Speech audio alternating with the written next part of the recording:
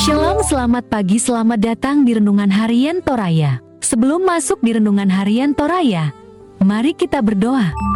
Bapa, di dalam nama Tuhan Yesus, kami akan baca firman-Mu, biarlah firman-Mu tetap tinggal di hati kami, dan kami lakukan setiap hari di dalam nama Tuhan Yesus, amin. Pembacaan terdapat pada Imamat pasal 23 ayat 1-8. Hari-hari raya, Tuhan berfirman kepada Mose, "Berbicaralah kepada orang Israel dan katakan kepada mereka, hari-hari raya yang ditetapkan Tuhan yang harus kamu maklumkan sebagai waktu pertemuan kudus, waktu perayaan yang kutetapkan, adalah yang berikut.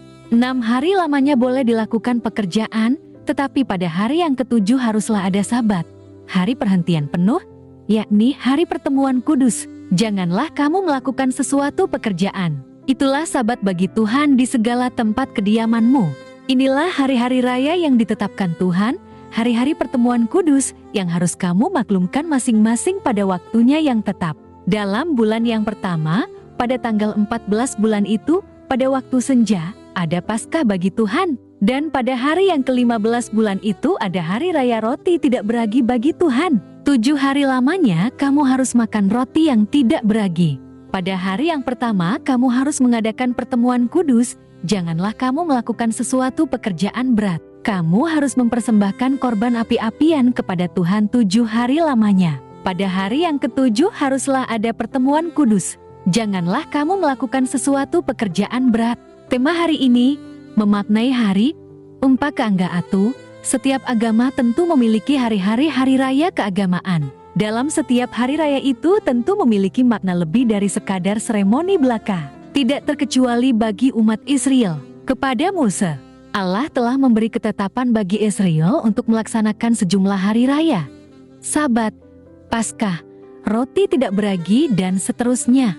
Pesan penting dari semua ketetapan Allah tentang hari raya itu ialah waktu pertemuan kudus dengan Tuhan. Allah menghendaki agar dalam perjalanan hidup di negeri yang Tuhan berikan, Israel punya waktu yang indah, yang khusus, waktu yang spesial, berjumpa dengan Tuhan dalam kebersamaan sebagai umat. Persembahan kurban dan makan roti dalam pertemuan kudus adalah momen untuk selalu mengingat Tuhan, pekerjaan Tuhan, tuntunan Tuhan dan berkat Tuhan yang terus mengalir dalam hidup Israel sekalipun mereka adalah bangsa yang tegar tengkuk. Kepada Musa, Tuhan memberi ketetapan akan hari-hari raya itu, supaya Israel sungguh-sungguh memaknai hari-hari hidup yang Tuhan beri, bukan berjalan menurut kehendak diri mereka yang kerap melawan Tuhan, tetapi memaknai hari-hari hidup mereka dalam relasi yang benar dengan Tuhan. Dengan kata lain, setiap hari, setiap waktu berharga dan perlu dimaknai dalam keterhubungan yang indah dengan Sang Pemilik hidup dan Pemberi hari-hari untuk menjalani hidup. Adalah penting pula bagi kita sebagai orang percaya bahwa momen hari-hari raya gerejawi tidak hanya meriah secara seremonial tetapi juga penuh dengan pemaknaan, di mana ada ruang bagi kita untuk menikmati pertemuan kudus sebagai umat dengan Tuhan, Sang Pemberi hidup dan keselamatan. Ada ruang untuk merenungkan segala yang Tuhan nyatakan di tengah kecenderungan kita melawan Tuhan dengan hidup dalam dosa. Ada ruang untuk melihat kembali persekutuan sebagai umat dan kemudian pasca perayaan.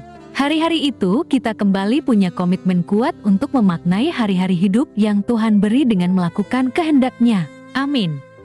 Mari kita berdoa. Bapa di dalam nama Tuhan Yesus, kami sudah baca firman-Mu, biarlah firman-Mu tetap tinggal di hati kami, dan kami lakukan setiap hari di dalam nama Tuhan Yesus. Amin.